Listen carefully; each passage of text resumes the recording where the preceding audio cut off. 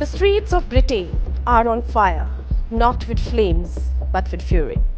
From London to Manchester to Newcastle, thousands have taken to the streets, waving Union Jacks, chanting in defiance, and demanding one thing: control of their country's borders. Namaskar and welcome to the Global Eye. You are with me, Mousumi. I'm here to take you through a story that's been simmering for decades but is now boiling over on the streets of Britain.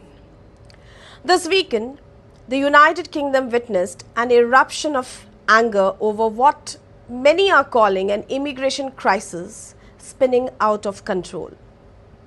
From London to Manchester to Newcastle, the protests were loud, unapologetic, and symbolic of a growing divide in the nation's heart.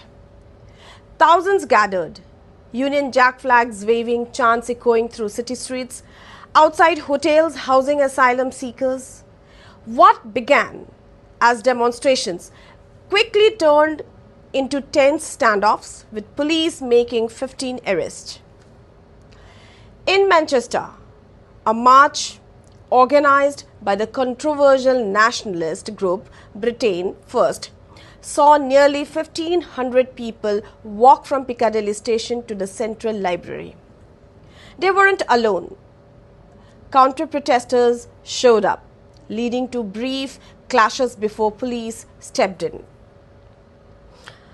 A crisis with deep roots. We need to understand this crisis, which has deep roots.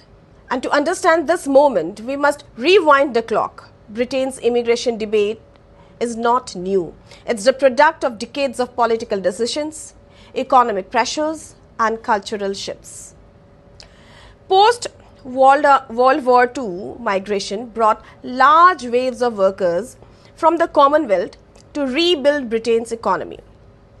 They were vital to the nation's recovery, of course, but also marked the start of debates over integration, cultural identity, and job competition.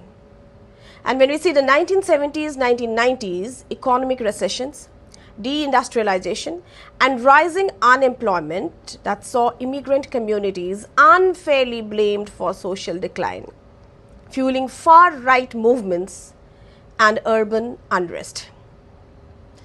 And 2004 EU expansion, when Eastern European nations joined the EU, the UK allowed immediate access to its job market, unlike many other member states.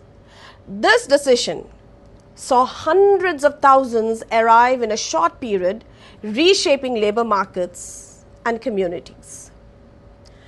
And not to forget the refugee surge 2015 onwards. Conflicts in Syria, Afghanistan, and Africa drove asylum numbers up sharply. The UK, while not the largest recipient in Europe, still saw local infrastructure, housing, healthcare, and schools strained in certain areas. And if we fast forward it to today, Britain faces record migration levels, both legal and illegal. Hotels, once bustling with tourists, are now converted into asylum accommodation, costing taxpayers billions each year. In many towns, local residents say they are losing control over community resources, safety, and cultural cohesion. Government statistics reveal that in 2023, net migration hit over 600,000, a historic high. The political establishment is split. The ruling Conservatives promise crackdowns, touting the controversial Rwanda deportation plan, while Labour pushes for more humane management but avoids specifics. Meanwhile, frustration grows. Beyond numbers, we see the cultural flashpoint. This isn't just about economics. For many Britons, the question is existential. What does it mean to be British in 2025? How much change is too much? And why, despite repeated promises from politicians, does immigration keep hitting record highs? To critics, mass immigration has eroded social trust, driven up housing shortages, and deepened inequality. To supporters, immigrants are essential to Britain's economy, especially in sectors like healthcare and hospitality. Jobs, like many locals, they no longer want. A nation is at the crossroads. To protest over the weekend are more than street demonstrations. They are warning shots. They reflect a growing sense that the government, regardless of party, has lost control of the borders and with it, public trust. The UK's immigration dilemma now sits at the intersection of global migration pressures, domestic economic needs, and a politics of identity. How it's resolved, or left unresolved rather, and it could reshape Britain's future for generations.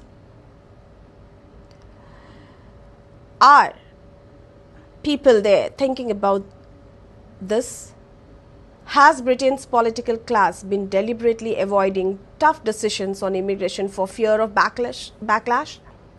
Are protests like these legitimate expressions of democratic concern or dangerous flirtations with extremism? Can a nation maintain its cultural identity in an era of mass migration, or is change inevitable? And most importantly, what happens when ordinary citizens feel the state no longer speaks for them? Empires don't always fall to foreign armies. Sometimes they crumble from within. The question for Britain is simple. Will it write the next chapter of its history, or will it be written for them? For more updates and insights, keep watching The Global Eye.